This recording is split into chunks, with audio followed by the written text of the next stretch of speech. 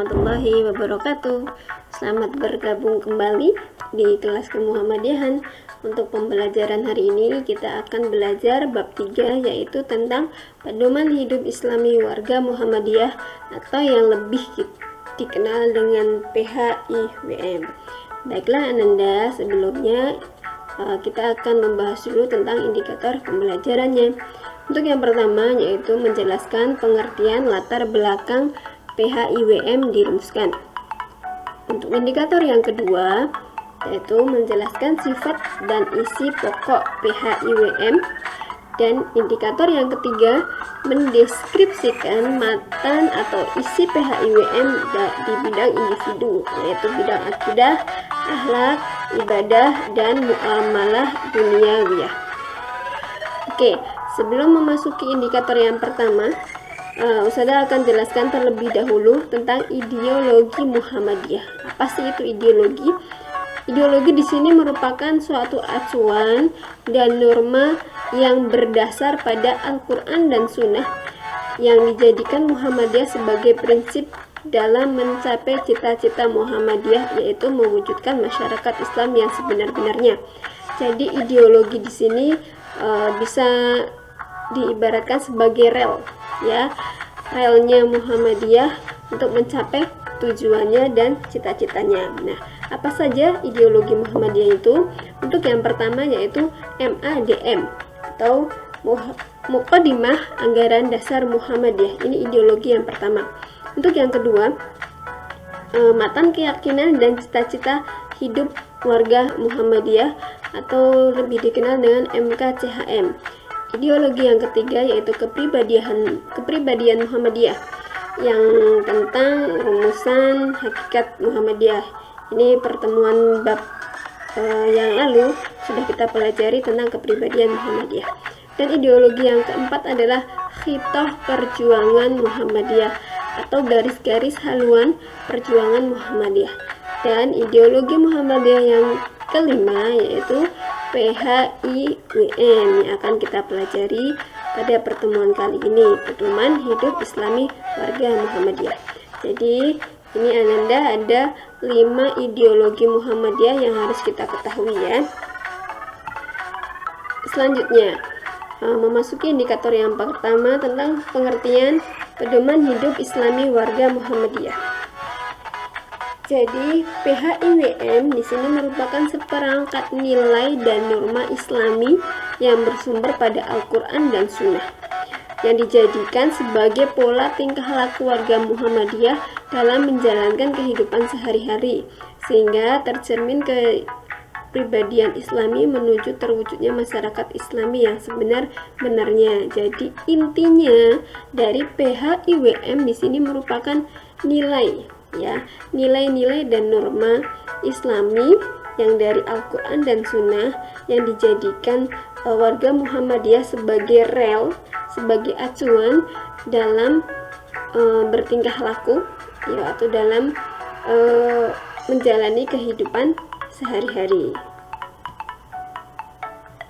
Nah, PHIWM di sini merupakan pedoman untuk menjalani kehidupan dalam lingkup pribadi, keluarga, bermasyarakat, berorganisasi, mengelola amal usaha, berbisnis, mengembangkan profesi, berbangsa dan bernegara, serta melestarikan lingkungan, mengembangkan iptek, dan mengembangkan seni budaya yang menunjukkan perilaku uswah hasanah atau teladan yang baik.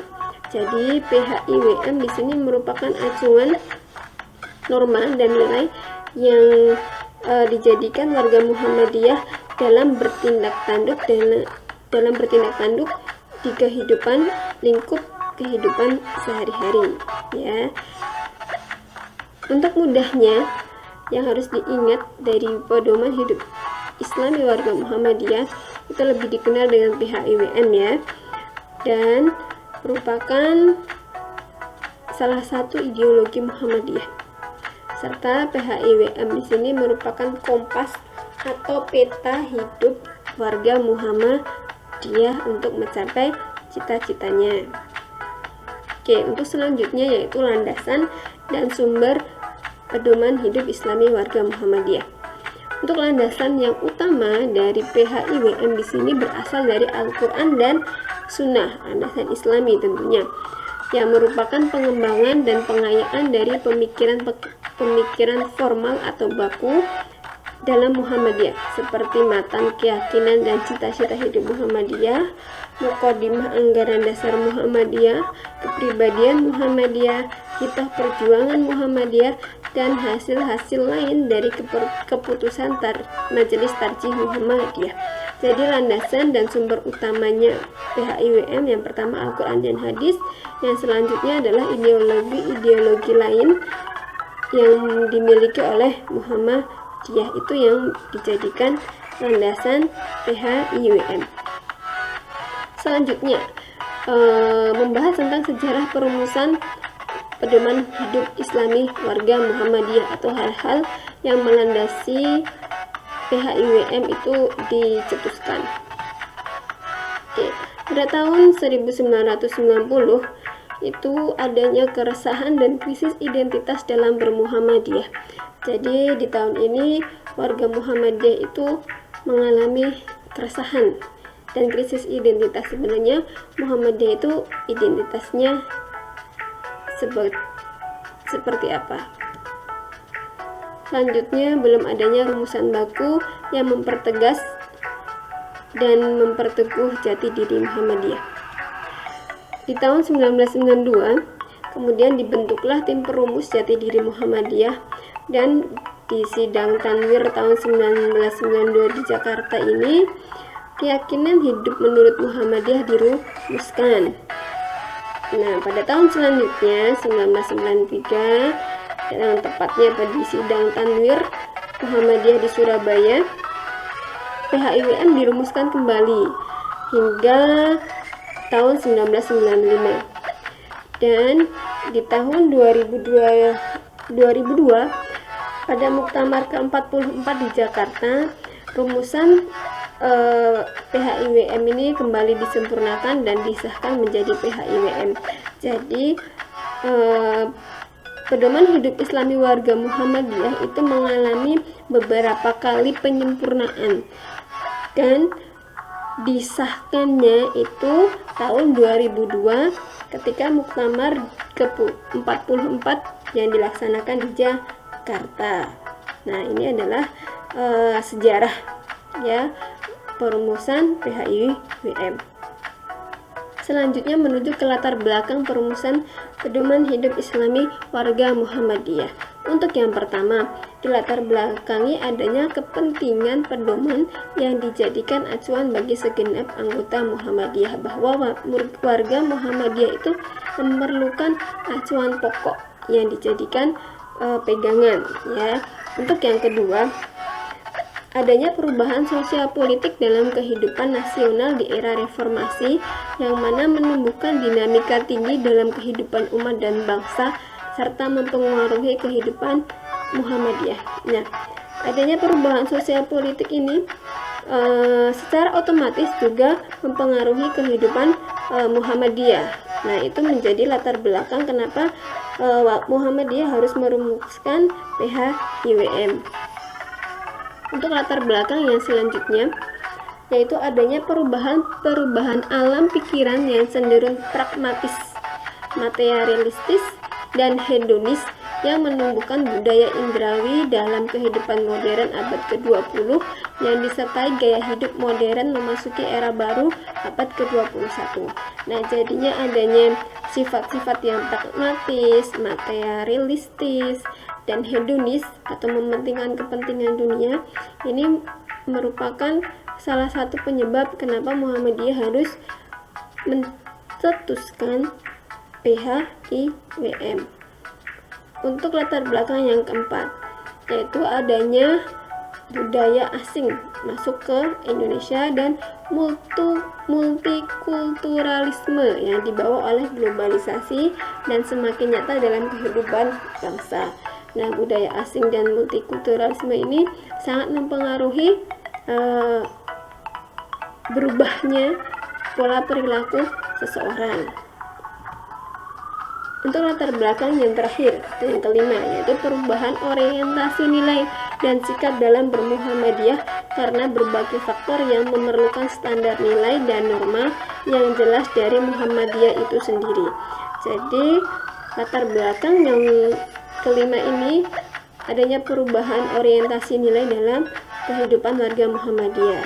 Nah, ini adalah kelima latar belakang kenapa toh Muhammadiyah harus mencetuskan suatu rumusan nilai dan norma yang agar dijadikan sebagai standar perilaku warga Muhammadiyah atau PHIWM. Untuk selanjutnya, tujuan dari PHIWM di sini adalah untuk menciptakan masyarakat Islam yang sebenar-benarnya, tidak jauh dari tujuan Muhammadiyah. Nah, maksud dan tujuan Muhammadiyah ini menurut Mustaka Kamal Pasha dan Ahmad Adabi Darban itu mempunyai makna tersendiri ya. Makna, maksud, dan tujuan Muhammadiyah adalah menegakkan dan menjunjung tinggi agama Islam sehingga terwujud masyarakat Islam yang sebenar-benarnya. Untuk yang pertama, arti menegakkan dalam hal ini adalah membuat dan mengupayakan agar tetap tegak dan tidak condong, ditegakkan pada dasar dan fondasi yang kokoh. Jadi menegakkan di sini menegakkan apa? Menegakkan ajaran Islam yaitu Al-Quran dan Sunnah agar benar-benar tegak dan kokoh. Yang kedua, menjunjung tinggi. Maksudnya yaitu membawa dan menjunjung di atas segala-galanya, mengindahkan serta menghormatinya. Apa yang diindahkan dan dijunjung di sini adalah agama Islam, ajaran agama Islam. Agama Islam sendiri mengandung arti bahwa agama yang dibawa oleh Nabi Muhammad SAW yang bersumber pada Al-Quran dan Sunnah. Nah, jadi menurut Mustaka Kamal Pasha dan Ahmad Adabi Darban, menegakkan dan menjunjung tinggi agama Islam itu adalah membuat tegak dan kokoh dan dijunjung dan dihormati agama Islam ini di atas segala-galanya. Arti dari kata terwujud yaitu menjadi satu kenyataan adanya, menjadi satu kenyataan adanya atau terwujud. Jadi mewujudkan atau menciptakan. Masyarakat Islam yang sebenar-benarnya di sini mengandung arti bahwa masyarakat Islam yang memiliki struktur kehidupan manusia secara bersama dan memiliki keseimbangan antara kehidupan akhirat dan dunia, mengamalkan nilai keadilan, kejujuran, kesejahteraan, kerja keras, dan disiplin. Ini adalah maksud dari masyarakat Islam yang sebenar-benarnya, yaitu menjunjung tinggi agama Islam, hidup dengan jujur, adil, kerjasama, dan disiplin. Di sini masyarakat dalam arti kolektif ya, atau bersama-sama, tidak sendiri-sendiri. Ini adalah maksud dari arti dari cita-cita Muhammadiyah menurut Mustaka Kamal Pasha dan Ahmad Adabi Darban. Untuk selanjutnya, sifat dari pedoman hidup Islami warga Muhammadiyah itu sendiri ada 7 sifat. Untuk sifat yang pertama yaitu mengandung hal pokok atau prinsip dalam bentuk acuan nilai dan norma. Nah, PHIWM di sini bentuknya adalah nilai ya, nilai-nilai atau norma-norma aturan yang dijadikan warga Muhammadiyah sebagai acuan. Untuk sifat yang kedua bersifat pengayaan, artinya memberikan banyak hasanah dalam membentuk keluhuran, kemuliaan rohani dan tindakan. Jadi norma-norma dari PHIWM ini adalah memberikan hasanah atau ilmu baru ya dalam membentuk keluhuran dan kemuliaan warga Muhammadiyah. Yang ketiga, bahwa PHIWM itu bersifat aktual, artinya memiliki keterkaitan dengan tuntutan dan kepentingan kehidupan sehari-hari. Aktual ya, jadi bisa digunakan normanya, nilai di sini bisa digunakan dalam kehidupan sehari-hari warga Muhammadiyah maupun warga selain Muhammadiyah. Dan yang keempat, yaitu memberikan arah bagi tindakan individu maupun kolektif yang bersifat keteladanan. Jadi nilai sifat dari PHIWM itu menjadikan arahnya agar warga Muhammadiyah itu menjadi uswatun hasanah.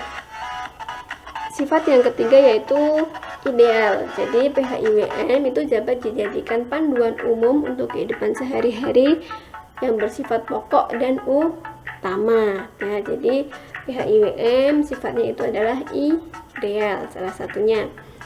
Untuk sifat yang keenam itu robani. Apa sih robani? Nah, robani di sini mengandung arti bahwa ajaran-ajaran dalam PHIWM itu ada pesan yang bersifat akhlaki yang membuatkan kesolihan.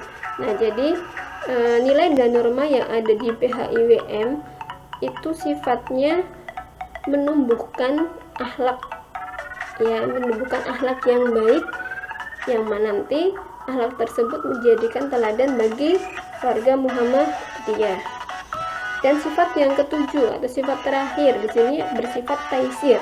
Taisir di sini mengandung arti bahwa PHIWM itu merupakan panduan atau petunjuk yang mudah difahami dan diamalkan oleh setiap muslim, khususnya warga Muhammadiyah. Jadi PHIWM ini mudah dipahami, jadi tidak menyulitkan ya, karena PHIWM di sini nantinya akan menjadi peta bagi warga Muhammadiyah dalam bersikap di kehidupan sehari-hari. Nah, inilah ketujuh sifat yang ada di PHIWM.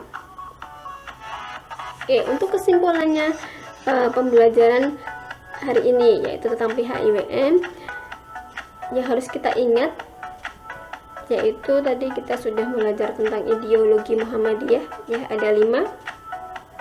Kemudian pengertian dari pedoman hidup Islami warga Muhammadiyah, landasan dan sumber PHIWM, landasan utamanya Al-Quran dan Sunnah, sejarah perumusan PHIWM tadi disahkan pada tahun 2002 ketika Muktamar ke-44 di Jakarta ya, tepatnya itu. Untuk latar belakang PHIWM tadi banyak dilatar belakangi oleh sosial politik, kemudian belum adanya identitas Muhammadiyah,